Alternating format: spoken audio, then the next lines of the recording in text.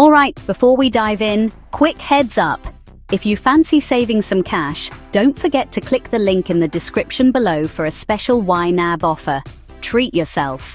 So, you've downloaded YNAB, you're staring at a bunch of empty categories, and you're wondering, do I need a degree in spreadsheets for this? Nah, love. I'll walk you through it. First up, link your bank accounts. It's a bit like inviting your wallet to a very organized party. YNAB pulls in your transactions and you can see where your money's sneaking off to at 2 a.m. No judgment.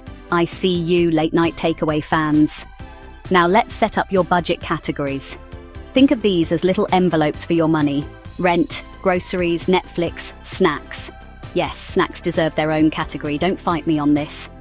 Assign every pound you've got. That's what YNAB calls giving every pound a job. If you've got 30 quid left, give it a home. Maybe for that mug you keep eyeing online. Here's the magic-only budget what you actually have. None of that future me will sort it out business. Your future self will thank you.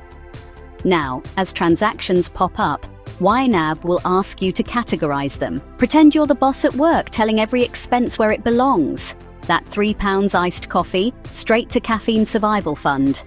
Now this bit's important, roll with the punches. If you overspend in one category, hello, impulse ASOS order, just move money from another. It's like adulting, but with fewer lectures from your mum. A little tip, check your budget every few days. Or if you're like me, every time you remember you still have bills. The more you check in, the less scary it gets.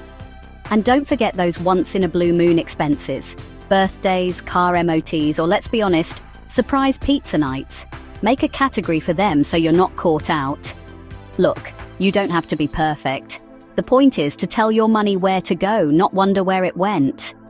Alright, if you want to give YNAB a proper go and grab that special offer, click the link in the description below. Your wallet will thank you and so will I. Happy budgeting.